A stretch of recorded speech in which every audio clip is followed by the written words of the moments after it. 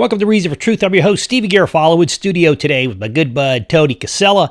And he is the propeller. He's going to be with us today. We're going to talk about, Italy, Italians at Christmas. How do Italians celebrate Christmas? And it's like an event like none other, man. You know, listen, turkey's good, all that stuff, but Italian food, that's where it's at. Welcome to Reason for Truth. I'm your host, Stevie Garofalo.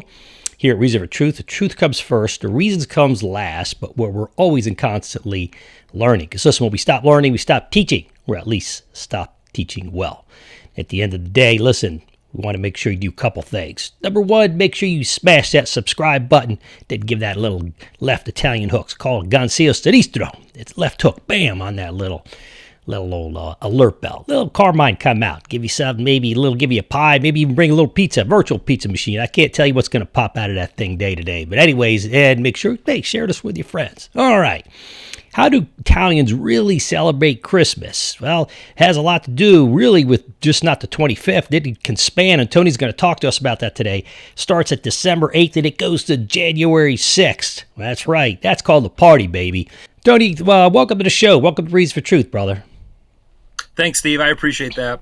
Yeah, man. So Italians and food, it goes hand in hand. Tend to have a corner on that market. At least we feel we do. And, we talk about panettone and little pasta and antipasta and you name it, everything pasta, even drink pasta if we could. But, depending on the region you're from, right, Tony, it's gonna determine I guess when you eat, what you eat, really. But we talk about a little bit on the seven fishes. But how does this what is the span of an Italian Christmas? What does that look like? Yeah, well, as you can imagine, Steve, food is definitely front and center. And like you said, they don't celebrate Christmas on a day, any one day. It lasts for almost a month. And, it could start off, depending on the region, but you could have anywhere from, 7 to 14 courses. And that's no exaggeration. Like you said, sometimes the Italians, depending on the region, but they'll do the 7 fishes. Yeah, so typically, Steve, Italian Christmas dinner, they'll start off with, a pasta plate, and then they'll have some kind of meat, whether it be chicken or sausage and peppers. And then, for cakes, they do what's called panettone, which just means Tony's bread, actually. And that's a classic. That's classic in Italy. Yep, that's me. So the question is the bread named after Tony Casella, or is Tony Casella named after the Italian bread? You tell me. That is a good question. The chicken or the egg? You talked a little bit about what is that? I mean, is Christmas Day a big day? Do you open your gifts on Christmas Day, or is it kind of like an Italian version of Hanukkah where you open gifts throughout that period of time? That's about a month. Yeah, the region where I come from, which is in the area of Naples, they mainly do it similar to how we do it in the States. They might do it for one day, but it could extend all the way up until the first week in January as well. I mean, that's called the Christmas season. I think that's the solution to Christmas going too fast. That's really simmering it. How beautiful that is. Right. And that makes sense. And you had mentioned before that some of the regions, Italians do not eat meat on Christmas Eve, but they eat the 7 fishes. Not many people have heard about that. A lot of the more traditional Italians have. You said they kind of go to midnight mass for Christmas, but tell us about the seven fishes. Yeah, it's not a tradition that my family does, but I know the farther south you go, in the area of Calabria, and I think even down into Sicily, they have the tradition of cooking 7 fishes, and it would just be 7 different kinds of fish cooked in all different styles. Now, I'm not certain.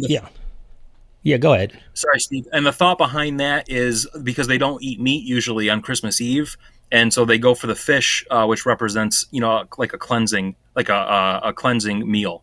Yes, because I've heard there's some biblical meaning behind it, but I don't really know how that correlates. But that'd be an excellent thing. We should do an episode just on the 7 fishes. So stay tuned and make sure everybody out there subscribe so you don't miss the 7 fishes. You don't want to go hungry.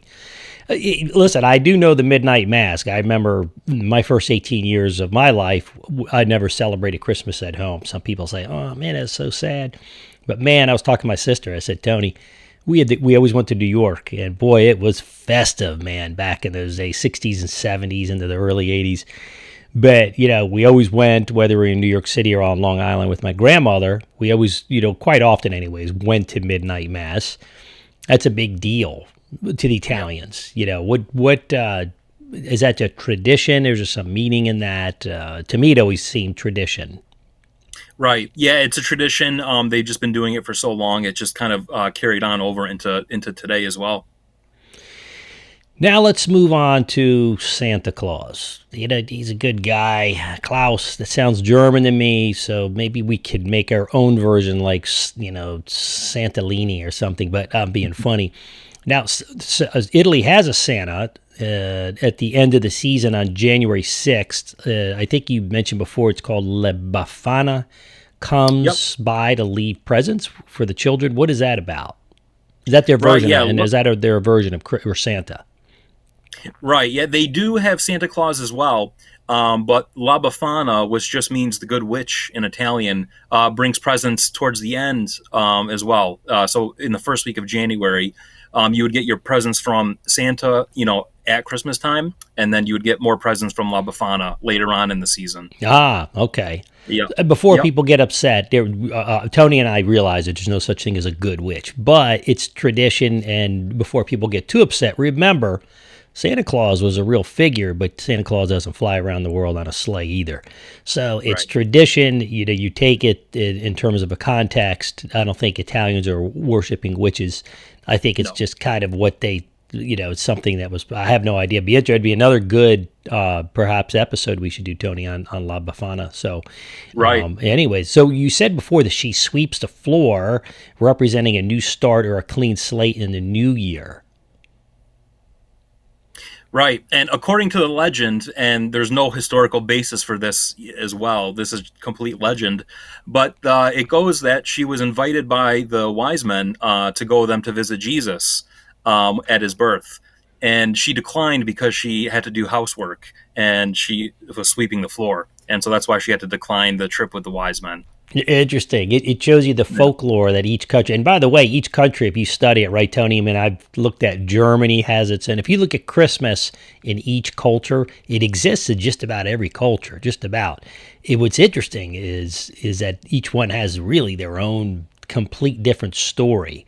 So I do know, perhaps, by the way, that in witchcraft and Wicca, we have a whole video on that. We're having an educational video. It's going to be an Equipped. I know that EquippedAcademy.com is putting out, and it actually has me doing a talk on Wicca, witchcraft, and Satanism.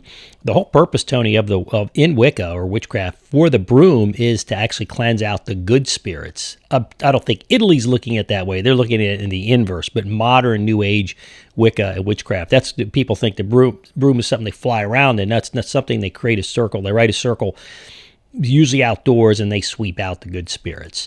But here, it's something different, and so it's interesting. Good cultural deal. See, people are saying, man, you're putting down your own traditions. Well, we don't really, Tony and I really don't call on the witch here. We're just telling you what some of the folklore, which every single culture has. So anyways, we know Jesus is the reason for the season. His birth is what we celebrate. But according to legend, you were saying that, you're right, she was asked to join the wise men. Well, I wonder what the wise men would have to say about that. She was busy. She had to complete her housework. I love it. It's Italian. It's total Italian. Yeah, she's doing housework. She's got to get the house clean, man. Got to make something to eat. They also... reminds me of the story, Steve, of Mary and Martha. Yeah, I was thinking the same thing. Totally. Oh, my gosh. And you're like, listen, we got to talk about this. Jeez. They also set up what was called a ceppo, or is it a chepo, you said? CEPPO. It's a wooden frame, a few feet high. It's set up with a nativity set and other Christmas items. What is the chepo? Right, yeah. So the chepo, typically it's a wooden frame, maybe just a few feet high, and on the bottom it will have a nativity scene. And yeah, like you said, other Christmas ornaments or sentimental items. Interesting. So you put gifts down there? They can put gifts down there, pictures. Yep. Outside the house, inside the house, both? Either or? Typically, near the fireplace, if there's a fireplace, typically it goes there. And usually a star goes on top as well. Oh, nice. As I said, if you Yeah. put it outside, all the neighbors, that aren't Italian come around, maybe snack on your gifts. So you got to be careful. That's why you Yeah. do it inside here. And then, of course, there's the food, depending on, again, what region you're from, you're saying. And obviously, we know the north, they do white sauce. The south, they do the red marinara sauce, which is king. In my house, certainly. The white sauce I've had it. I worked in an Italian restaurant called La Fiore, a Ristorante, years ago, when I was in my 20s. And they did what is it? What was it with the white sauce? I'm trying to think now. Not a it was a white sauce. I'll think of it, but boy, heavy. I mean, I ate that and it was so delicious, but so cream filled, man. When I was done, I could have ate like 2 pounds of red, for what that did to my stomach. But hey, but I do like that ricotta cheese. I'm looking forward to your mom's ricotta cheese. I can't believe I'm having raviolis. Oh yeah, at that's Tony's coming up house. soon. We're doing an episode on that, Tony. Jeez. Yeah. But Is the sauce you're thinking of bechamel? no, oh Okay. gosh, what they called it. It could have been what they call it. We had an Italian chef, and he was very accomplished. Okay. Oh gosh, not the Marsala. Marsala I love with the Marsala wine. It's my mom's family's from the Marsala region down in Sicily. Oh, yep. But yeah, the food, depending on what region you're from, I guess you find what on the table. I mean, ravioli, lasagna, gnocchi, lamb, chicken, sausage, everything. We did a lot of stuffed peppers. My grandmother would do like peppers and onions and then it was all Italian done. I don't even know how she did it in the olive oil. Oh my gosh, It was delivered. And my grandmother always did the Sicilian deep dish pizza. Now, in my current age, I couldn't really partake in that, but that bad boy, man, we'd get there. We'd get in at 1 a.m, Tony, sometimes, because it was 6-7 hour ride. And Grandma, man, she, no, don't know, we're eating, Grandma, and it doesn't matter. That doesn't matter. I mean, 1 o'clock in the morning, out comes, you think it's a buffet or something at a restaurant. And then you have to eat it because you can't walk by about pizza. It's a 24-hour thing. But where are your families from? What you get? You said that ravioli is key, huh? Is that a big deal in where you're from? Yep. It's it's a staple in the area that my family is from, and my aunt Lena makes them homemade. Makes the ricotta cheese homemade and the actual ravioli themselves. You have an Aunt Yep. Lena. I have an Aunt Lena. Lena. Oh, an Uncle Angelo. I love them. I spent a lot of time with them. Aunt Lena and Uncle Angelo. I call him, by the way, not to digress too much, but you got to hear this one. I call him Uncle Nickel. When as a little boy, he would sit, I remember he had a mustache. I mean, he was something right out of The Godfather. He was awesome, though. And he'd sit there, in the old timers, they would wear black shoes, a nice dress, always, and slacks. I never saw them in jeans. And he would go and reach in his pocket, Tony, and he would get nickels, and then he'd flick them, and I'd be like, Uncle Nickel, I call him Uncle Nickel. I nicknamed him Uncle Nickel, Uncle Angelo. And then he'd run out of nickels, he'd do pennies, and sometimes I got a quarter. That was big, man. I scored big with quarters. Big. But anyways, yeah, so ravioli, so you said in your region, tiramisu was king, right? Tiramisu, and also I should mention, I just remembered we were talking about the midnight mass. After the mass, which might end around 1 o'clock in the morning, everyone comes back to the house, and I'm speaking of my family. Okay. And they have another meal, and they'll have actually a quite a heavy meal at 1 o'clock in the morning. Wow, no kidding. Yep. Like it's kind of like being on a cruise, man. The midnight buffet. Yep. Boy, I guess Yep. you're up. I was up last night till midnight at some friend's house.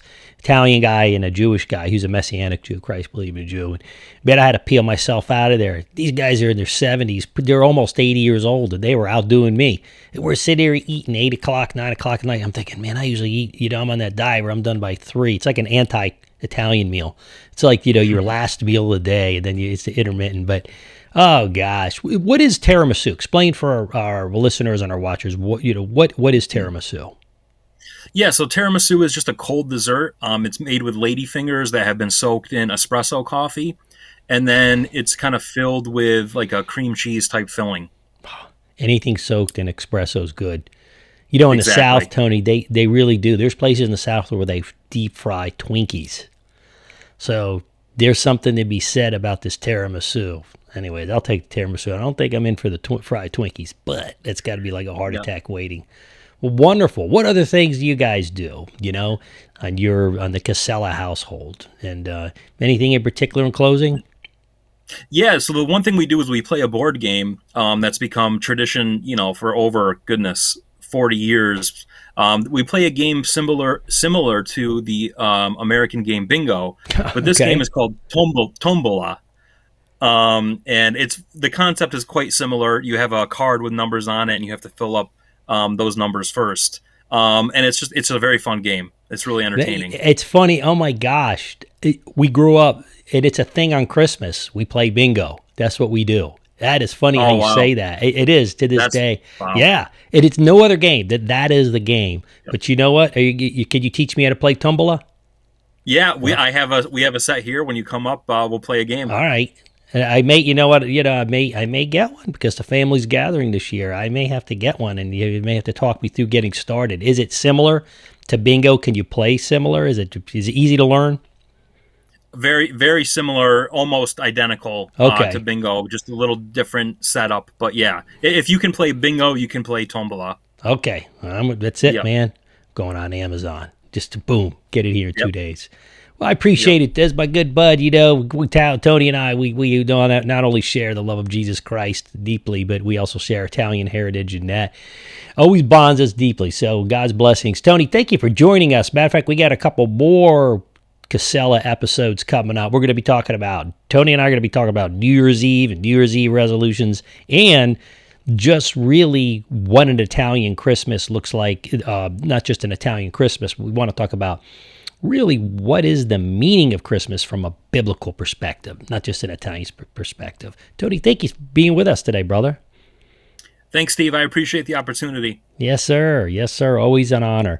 Listen, thank you all for watching. Couple things. We have some other cool episodes. I'll put a link for at least one of them down below. Make sure you, again, man, subscribe. Get the Gonzalo Sinistro. Bam. Give it a little Carmine left hook and that alert bell down there. Listen, if you're listening here on podcast, make sure you give us a high rating. That'll really help spread the gospel. Doesn't cost anything, and maybe a little review. Keep us going strong.